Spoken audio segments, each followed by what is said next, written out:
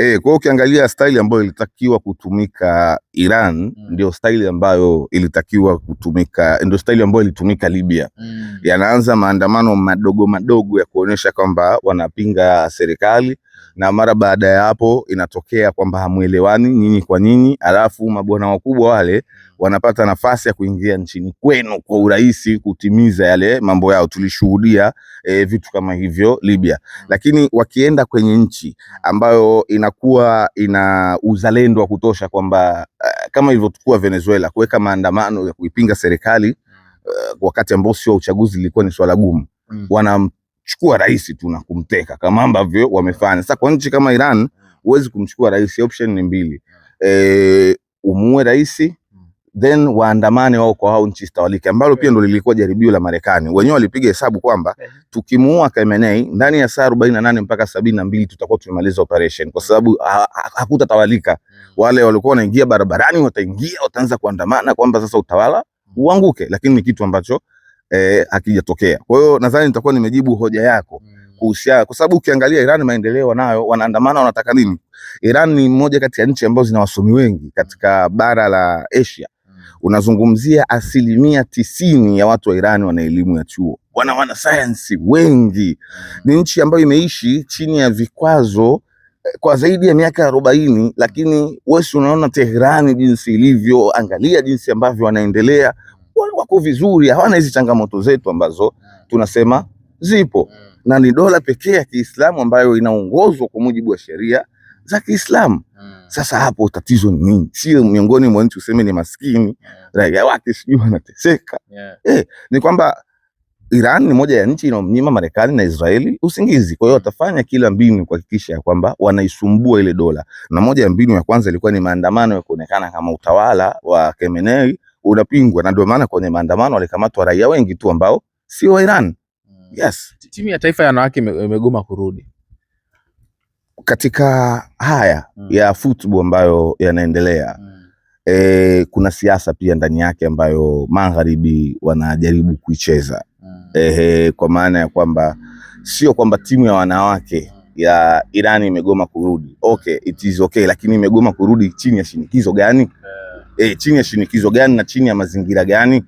Na hali pia ya dunia ilivyo hivi sasa, wanafikaje nchini Iran? Watapita katika angali. Kwa hiyo magharibi wanatumia moja shinikizo, lakini hali halisi kutengeneza mazingira kwamba umeona mpaka hizi timu zimegoma kurudi, tunawapa hifadhi, hawa ni wakimbizi wa kivita, kuonyesha kwamba bado kuna watu wanaipinga serikali ya Khamenei, kwa sababu message kwamba tumegoma kurudi maana yake ni kwamba hatuisapoti serikali yetu. Ndio hiyo ndio message ambayo wataka kuspray kwa dunia. Okay, sawa. Kwenye vita kuna vitu vingi sana ambavyo vimekuwa vikiendelea. Kwanza ulitegemea itakuwa ndefu kwa kiwango hichi? Mwanzo kwanza nilisema hapa sioni vita vikipiganwa. Baadaye vita ikaja kama surprise, na hata Iran wenyewe walikuwa surprise, kwa sababu kumbuka walikuwa kwa bado kwenye mazungumzo na Marekani, then wakashambuliwa. Mara baada ya hapo hata pia mimi sikutegemea, kama ambavyo pia hata Marekani hawakutegemea. Pengine unaweza ukasema watu pekee ambao walitegemea hivi vita vitafika mpaka hapa vilipo ni hawa wenyewe Iran, kwa sababu kumbuka maneno mbalimbali ya viongozi wa Iran walikuwa wanayasema kabla ya vita kwamba sisi hatujui namna ya kuanzisha vita, lakini tunajua namna ya kumaliza vita. Sasa ambaye ataamua hivi vita viisheje mpaka sasa hivi hali tunavyoona ilivyo ni Iran, kwa sababu ukiangalia sio vita. Jana umemsikiliza Trump anasema hata Marekani wameshangazwa na Iran kushambulia nchi za Ghuba, Saudi Arabia, Qatar, Bahrain, pamoja na UAE. Kwa hiyo sasa tulipofika hapa ni kwamba mazungumzo yanaonekana yako mbali sana, kwa maana ya kwamba ya diplomasia mpaka hivi sasa iko mbali sana. Kwa hiyo hakuna mtu duniani ambaye alitarajia Irani kwa kupigana na Israeli na Marekani anaweza kwenda kwenye vita. Sasa tunazungumzia siku karibu ya 21, wiki ya 3 sasa inakwenda. Kila mtu yuko surprise. Waliolitegemea hili nadhani ni Iran, na ndio maana wamekuwa na kauli za kishujaa kwamba sisi tulijipanga kupigana vita hata na miaka 10 na Marekani. Na kumbuka Irani siku zote wanafahamu adui yao ni Marekani. Yani kujitayarisha kijeshi, kuwa na makombora chini ya ardhi, si kule kwenye mlango wa Hormuz, kufanya kila kitu ni kwa ajili ya kukabiliana na Marekani, kwa sababu wanafahamu Huu utawala ulioingia huu wa Kiislamu chini ya Imam Khomeini, waliomtoa madarakani ni utawala wa Kimarekani ambao yule mfalme, utawala wa kifalme ulikuwa ni geresha tu, lakini Marekani alikuwa na maslahi na anaamua kila kitu. Na kuanzia hapo Marekani alikuwa anafanya attempt mbalimbali za kuua viongozi, anafanikiwa, lakini attempt pekee ambayo hajafanikiwa mpaka leo ni kuiangusha serikali ya mfumo wa Kiislamu wa Iran ambao ndo anapambana nayo mpaka leo. Kwa hiyo bado hatujui vita itaisha lini.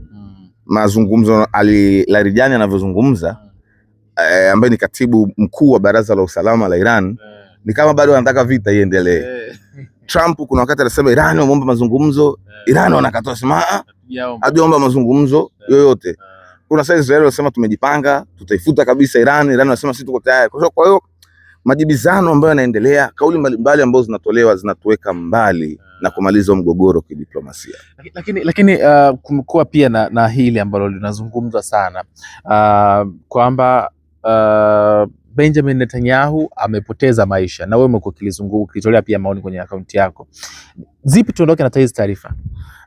Mimi kwa vyanzo vyangu nilivyo navyo, hii tunajimalizaga, ikitokea baadaye kweli wanapost namna lolote, yes, it is okay. Kwa vyanzo vyangu mimi nilivyo navyo, Benjamin Netanyahu ni mzima, ingawa zile video si halisi.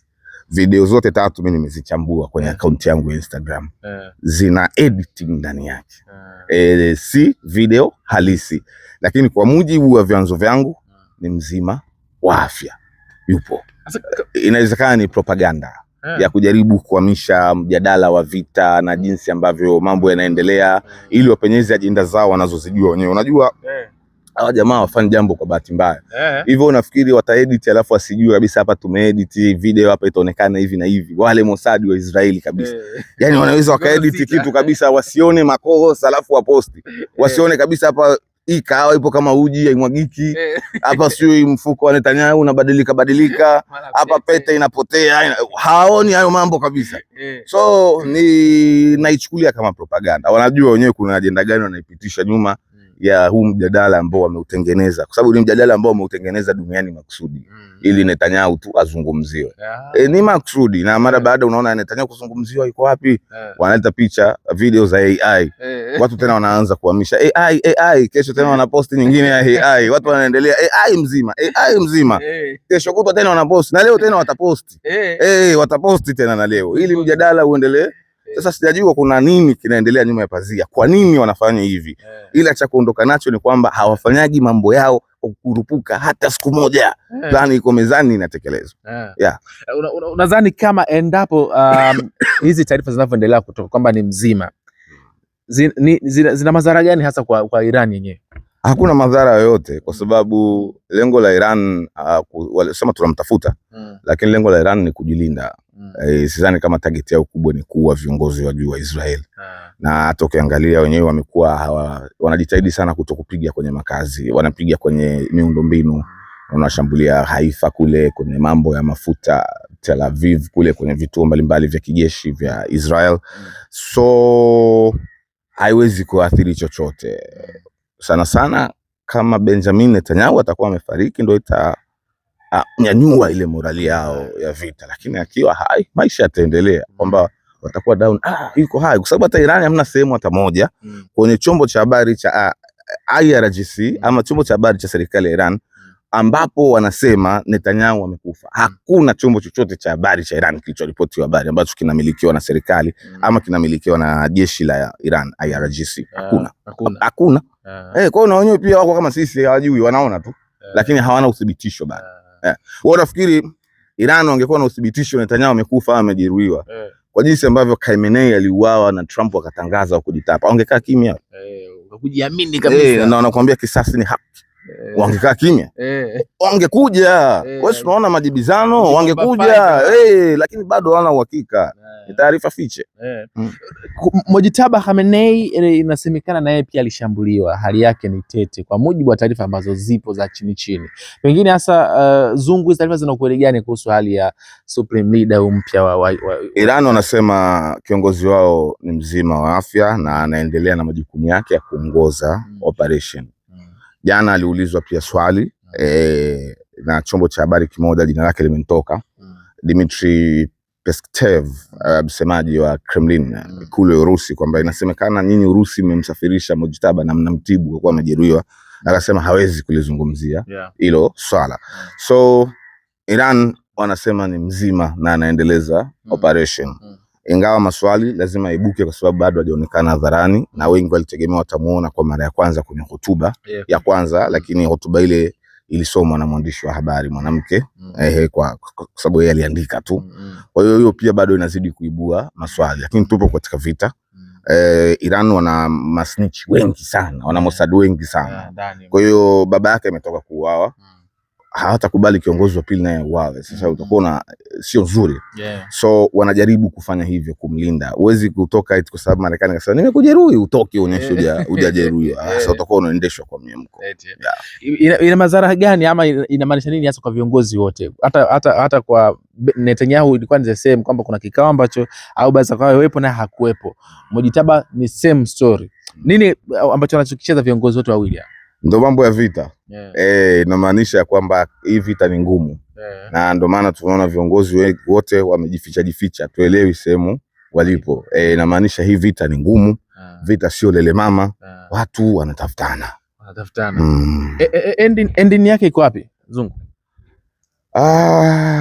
Jicho la uchambuzi. Iran wanasema hawajui namna ya kuanzisha vita, wanajua namna ya kumaliza vita. Ukisikiliza maelezo ya Trump, bado anasema Marekani wana jeshi kubwa, wana uwezo wa kufanya lolote, lakini anakiri kuwa wamekuwa na mshtuko kwa uwezo mkubwa wa Iran wameuonyesha. Nadhani wakishachoka wataitana mezani. Wakishachoka wataitana mezani. Kwa sababu mataifa haya madogo madogo, nasema madogo madogo kwa sababu inataka kumshauri Marekani, yana nafasi ya kufanya hivyo, lakini bado imekuwa ni ngumu sana sana. Trump ndo anawaita wajiunge kumpiga Muirani pale Homs. Kwa Mrusi amekuwa akijitahidi kutumia diplomasia kuongea na simu kuna huku, lakini unaona bado hakuna juhudi za moja kwa moja. So mwisho wa hili ni mpaka watakapochoka hawa. Ni mpaka watakapochoka. Unahisi mchango wa Russia, Kremlin na Beijing ndio unaofanya haya yote yanaendelea? Kwa sababu inadaiwa pia kuna baadhi ya ndege za kivita na drone pia ambazo zimetengenezewa Russia. Kuna ukweli katika hili? Urusi wamekanusha, mimi sijui. Lakini Urusi, China na Iran wamesaini mkataba, walisha saini mkataba ushirikiano wa kimkakati wa kijeshi. Ni mkataba huko. Tena Urusi na Iran walisaini mwezi wa 4 nadhani kwenye tarehe 20 na mwaka jana. Uzingatia neno ushirikiano kimkakati wa kijeshi. Kwa ushirikiano upo, lakini wa kimkakati. Mlango bahari wa Hormuz amekuwa kitoka matamshi tofauti. Trump akizungumza kwamba tutasaidia kusindikiza meli, lakini still bado ilikuja kwa Mwingereza, baadaye Mjerumani na baadaye pia Mfaransa. Nini ambacho anachokiona Hormuz pagumu pale? Marekani angekuwa na uwezo wa kusindikiza meli angeshafanya hivyo. Kwa sababu anapenda kufanya hivyo pamoja na washirika wake, lakini imeshindikana kwa sababu bado anatafuta njia, na ndio maana amekuwa akiomba msaada kwa mataifa mbalimbali. Inasemekana Iran alishajilijua hilo muda mrefu, kwamba na mimi nilikuwa nasema moja kati ya silaha ambayo Iran ataitumia akiingia kwenye vita ni Hormuz, na imetokea.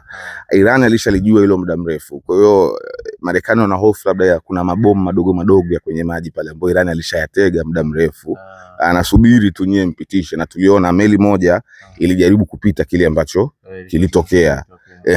Kwa hiyo kwa sasa tusubiri tuone, ila bado mwafaka hamna mpaka sasa. Iran amepashika pale, ni kwake, amekaa muda mrefu, anapaelewa. Ingawa nyuma ya pazia kuna baadhi ya watu wanajaribu kusema hii ni vita ya kiuchumi. China ananyong'onyeshwa hapa kwa sababu ndio anategemea mafuta mengi sana yapite pale Hormuz.